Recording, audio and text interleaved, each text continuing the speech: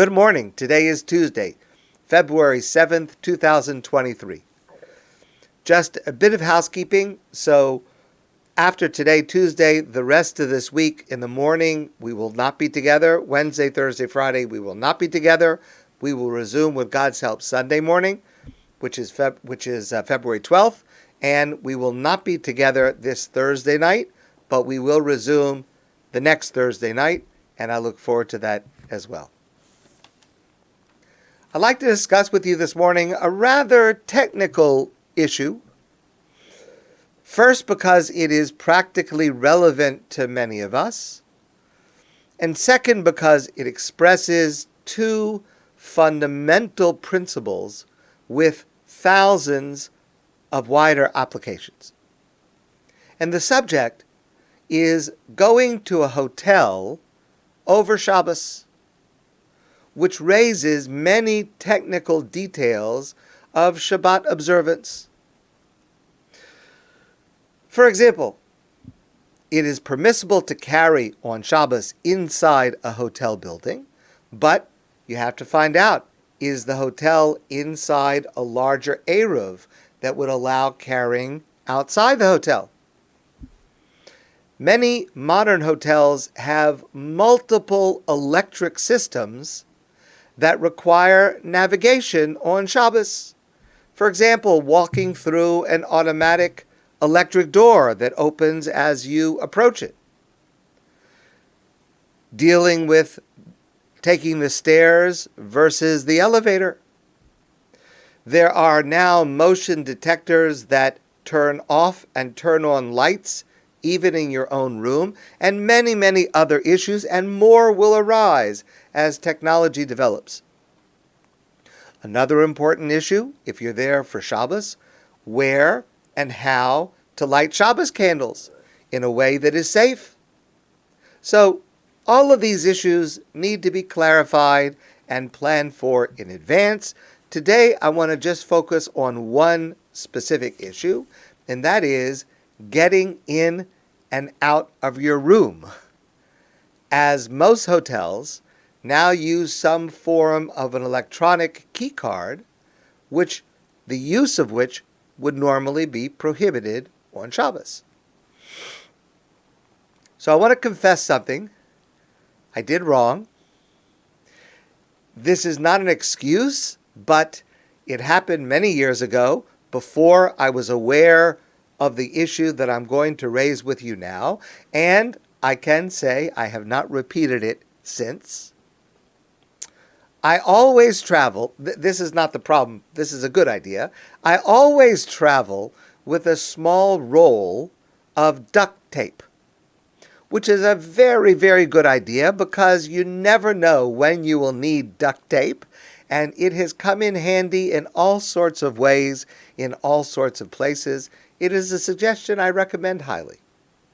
But a few times, years ago, to avoid the problem of using electricity to open my hotel door, I taped over the latch so that the door closed, nothing was visible from the outside, but the lock did not engage.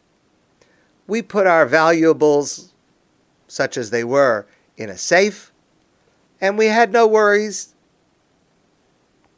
Please do not ever do that. And I will explain why. According to the experts who know about the technology and the reality in hotels today, although it is very rare, sometimes there are bad things that happen in hotel rooms. Things are stolen, illicit money is exchanged, sometimes people get drunk, illegal drug usage.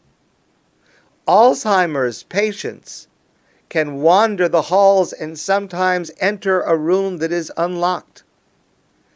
And someone could hide inside your unlocked hotel room if it is empty, and then use that as a hiding place from which to harm someone else. And these are not common occurrences, but they're also not so rare. The fact is, leaving a hotel room door unlocked increases the likelihood of bad things happening. And therefore, there are numerous valid reasons for a hotel room to stay locked, not left open, even on Shabbos. So what should you do? And here are two important principles to guide us, and these principles apply not only to this narrow technical situation, but they apply globally in many, many areas. Number one, whenever we discuss setting aside one mitzvah in order to be careful about another mitzvah that takes priority, we try to minimize the infraction as much as possible. Using an electronic key card is a rabbinic prohibition on Shabbos, and that applies even if there is an LED light. For example, a light that when you insert the card or hold it nearby, it changes colors from red to green or some other type of system. This is a rabbinic prohibition on Shabbos, so that means we're not allowed to do it. However, in this situation, rather than put yourself and others at risk by leaving your door unlocked, it is preferable not to unlock the door directly yourself, but to ask a hotel employee to use your key card to unlock it for you. That minimizes the infraction, and that allows the benefit of preventing any harm to outweigh the more minimal infraction of asking a non-Jewish worker to open the door for you. People who travel much more than I do report never having a problem asking a hotel employee to open the door for them. That's the first part. The second part of this principle is use this leniency sparingly over Shabbos.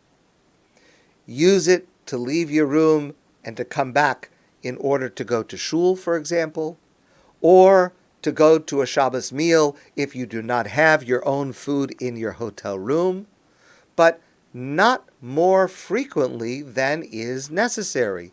So this principle, again, means when we are going to set aside the laws of Shabbos or any other set of laws in order to be careful about a different priority that takes precedence, do it as infrequently as possible and as minimally as possible. And this has many, many applications in every area of Jewish law to minimize the infraction as much as the situation safely allows. That's number one. The second principle goes like this. When considering a risk or a difficulty that may allow setting aside one mitzvah in lieu of another, don't just think about yourself. Consider the potential harm or difficulty to others, both Jewish people and non-Jewish people. A person might say, I'm staying in a hotel for Shabbos. I don't have any valuables. I don't care if somebody comes into my room. I want to observe Shabbos. I want to do it properly, 100%. I'm going to be stringent. I'm not going to do anything. I'm going to leave the door unlocked so I don't have to make use of this leniency, and I don't care if somebody comes in. So, first of all, that is a foolish thing to say, although I have heard people say this thinking that they are being pious by being scrupulous in this manner. The problem with that reasoning is, even if you have the right to incur a loss or a risk to yourself, which I'm leaving that aside, That's probably not true either. But even if you would take that argument, you still don't have the right to potentially harm others. Which might happen if, for example, your unlocked room makes it easier for someone with ill intent to hide and then harm someone else. So the question is, the principle is, when you consider these issues, you can't just consider your own self. You have to consider the impact that it has on others, on everyone else, Jewish people and non-Jewish people as well. Rabbi Yisrael Salanter used to say, when you put on your talis, so a talis is a large garment, and the way that most of us put it on is that we put it on our shoulders, we put it over our head, we gather the four corners and we throw it over our shoulder, we make the bracha, and then we place the talis as we normally wear it. There are a few different versions of how to do it, but that's basically the idea. Rabbi Yisrael Salanter used to say, when you put on your talis, don't let the strings at the edges slap the person next to you. Your own observance should not come at the expense or even the inconvenience of anyone else. Don't allow your punctiliousness,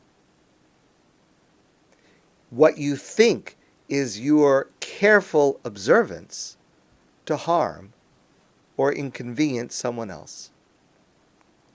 I think this was best expressed by Pope Francis. Now, obviously, he was not discussing the laws of observing Shabbos, but he expresses beautifully what should be our general approach to life. He said, "Rivers do not drink their own water. Trees do not eat their own fruit. The sun does not shine on itself, and flowers do not spread their fragrance for themselves. Living for others is a rule of nature. We are all born to help each other, no matter how difficult it is. Life is good when you are happy, but it is much better when others are happy because of you." That should be the mission statement for our lives at all times. My friends, I want to wish you a great day, and I look forward to seeing you soon in person.